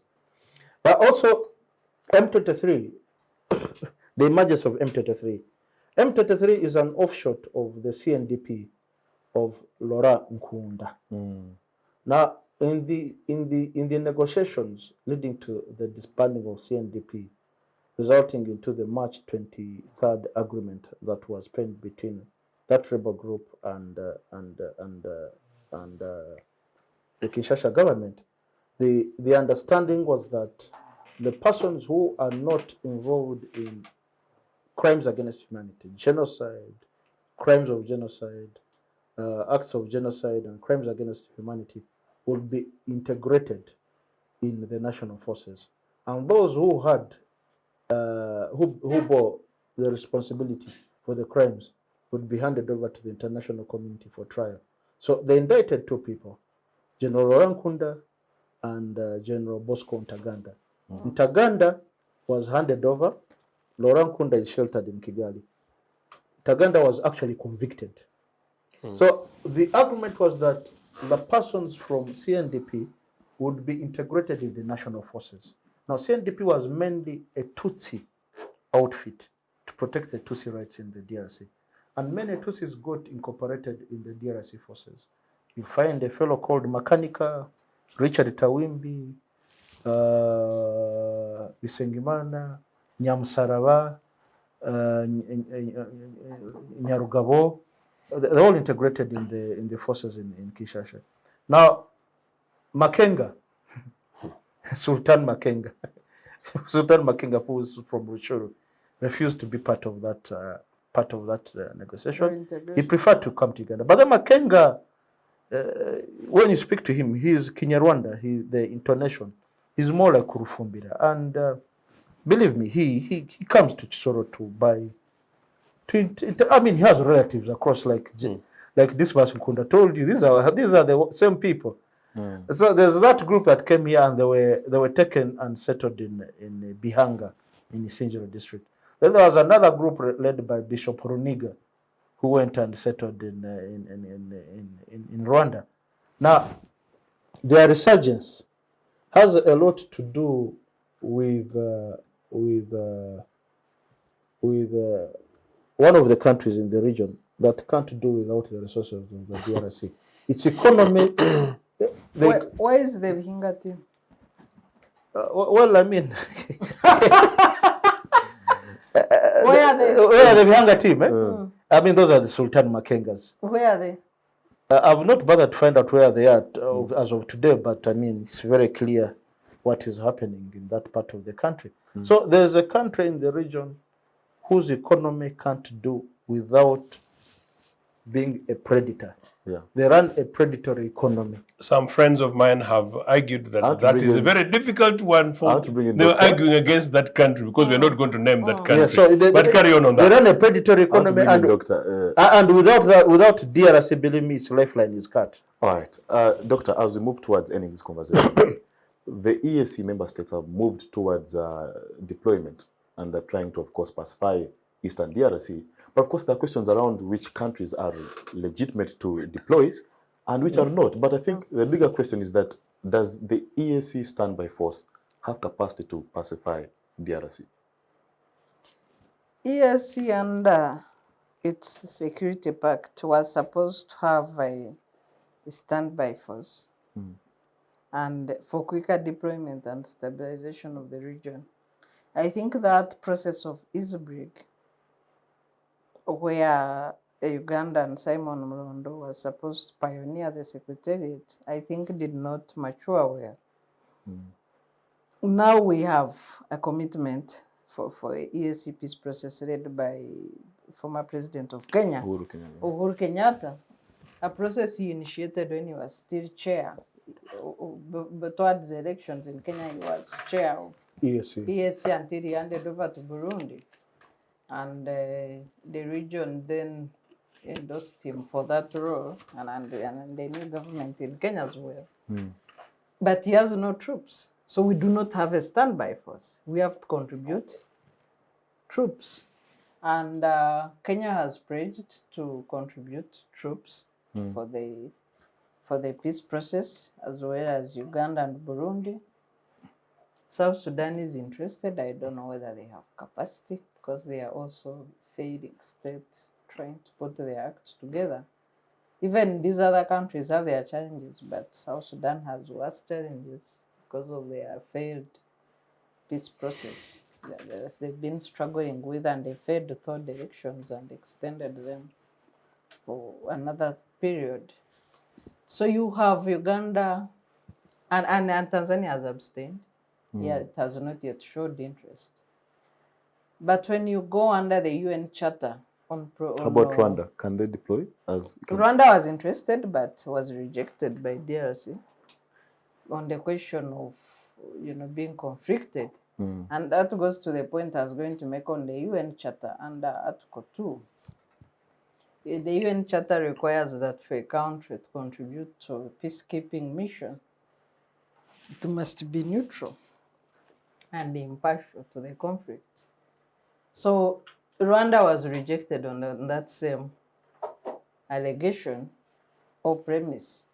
And my question, what drives me to Vihanga? What happened to M23 of Sultan Makenga in Vihanga, and how they walked back early 2019 to recompose themselves and start new fighting? Is Uganda therefore neutral? I have seen documents, especially by the statements by Rwanda on M23. Everybody's convicting Rwanda on M23, including UN and other groups. And the United States. Yes. Rwanda, in its response, questions why M23, which was resettled in Uganda under the UN auspices, after being flushed out of DRC by SADC forces, why is nobody questioning Uganda about the whereabouts of M23? And that brings the Vihanga question. So if M23 was resettled, and this was a UN agreement in Uganda, they are resettled in Vihanga, can we find those people there in Vihanga? Very sensible question by Rwanda. They are not. Where are they? And how come Uganda is innocent? Therefore, are we neutral and impartial to the M23 conflict? I think that would be the question. There has been also, if you go to the protests of Kinshasa Parliament, and as well as some civil society and the Senate there, the Senate. Yes. The Senate. They allege Uganda involvement in M23 conflict. And that's why they want the termination of Operation Suja and the expulsion of ambassador, and also the airline. Okay, Yes. the motion is drafted by the president of the Senate. Yes. And the Senate is very critical in the DRC, because the Senate can actually impeach the president, and they are going for an election next year, and whipping anti-Uganda sentiments, anti-Uganda and anti-Rwanda sentiments, does very well for the politics there. And there's been a very big shift in the political dynamics there. Moise Katumbi. You know Moise Katumbi of Katanga? Moise Katumbi, the president of TP Mazembe, the football club. Very popular mulatto. Is half, I think, Belgian, half he's mixed race, half Belgian and Congolese. He has joined Tshisekedi, and believe me, We are in for. Well, So then Doctor, our time is fast. yes, as I spent. conclude, Yeah, as you as I conclude, conclude. So I think ESC, as much as they are willing to stabilize the DRC and they sideline a summit in Egypt alongside the COP27, the climate summit, passed a resolution to further support the Uhuru Kenyatta efforts with each country nominating a facilitator to work with Uhuru. So they mean well, but I think most of the countries are conflicted. And SADC being both a member of EAC and the SADC, I think SADC member states would be more neutral. Angola and South Angola Africa. and the Tanzania and South Africa and the rest, they could push more for peace faster than the EAC members who have interests in the conflict. All right. Again, interest comes back. Yes, Joseph, your last words on the show. Our time is fast spent. Congo have been very particular. That's an issue beyond the sub-region, and it's an issue beyond Congo. Congo is a prisoner. Amidst all these issues, it's the majority of Congolese people, ordinary Congolese people, who are suffering, and most of those are mainly women and children. But just something very quickly to conclude with. When I was actually trying to raise the identity question, I was saying that a part of what is happening is in Congo. We shouldn't forget the fact that once we went to overthrow Mobutu, Kabila came and Kabila II. By the arrival of Kabila II, I've got a number of fairly... Kabila Senior, Kabila Junior. Okay, Kabila Junior. Because we had Obote 1 and Obote 2. Unless you're saying Akena is Obote 3. You got me there.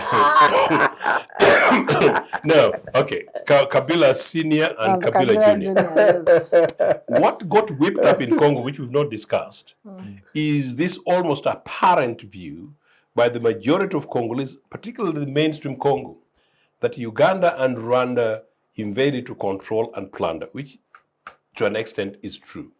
But most importantly, a number of friends of mine, particularly Congolese diaspora, they're extremely angry with Uganda and Congo, and in particular, and Uganda and Rwanda. And particularly, there is a very huge resentment, perceived or otherwise, I don't know, that the Banyarwanda Congolese or Banyarwanda actually want to rule Congo. So that's a very prevalent view. There's that, nothing of course, wrong with Banyarwanda Congolese wanting to rule Congo. But you know, I'm making a point here. I know what you're saying. I'm making a point here. And let me emphasize that I'm a Ugandan. And I know exactly what you're saying. What you're saying, what you're saying is what I already said earlier. There is nothing. I gave the example for Obama, and I gave the example myself in the UK. It is up, and by the Africans need to wake up. It actually does not matter which African becomes the leader of Uganda. And I think many blacks were elected in the midterm election. Indeed. It does not matter which African is leader of Uganda tomorrow. The most important thing is that that African, or perhaps human being, if you want to stretch it. By the way, for me, I would rather have Jeremy Corbyn than Museveni, for example, in Uganda, because we are ideologically linked, but is white, you know. It does not matter who governs any African country, so long as they do so freely, democratically, legitimately, and within the confines and constitution of that country. And in the event that they happen, they govern for all that republic.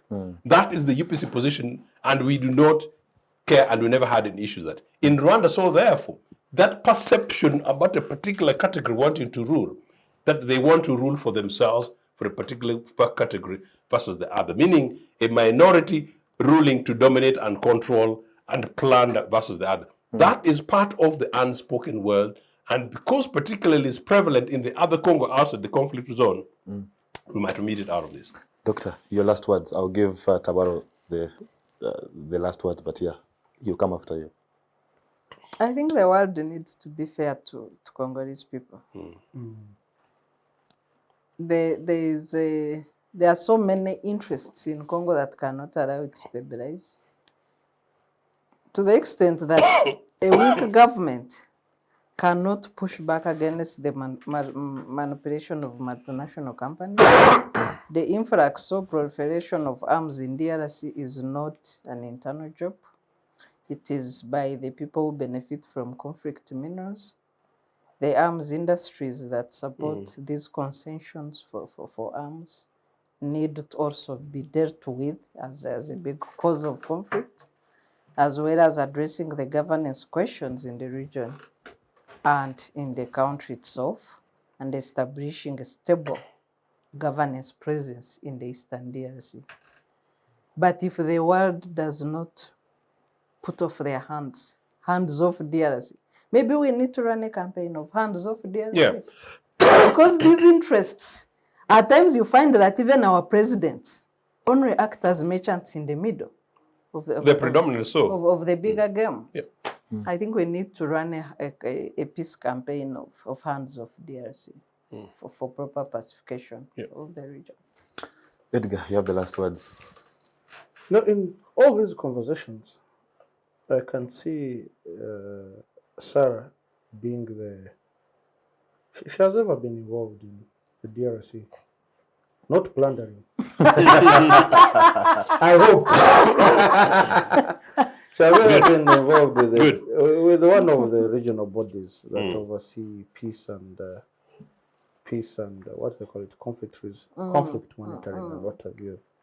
And she's mentioned it in passing, but I think it's going to be the defining point in this episode of the DRC war. I've heard of people talk of carelessly at that, talking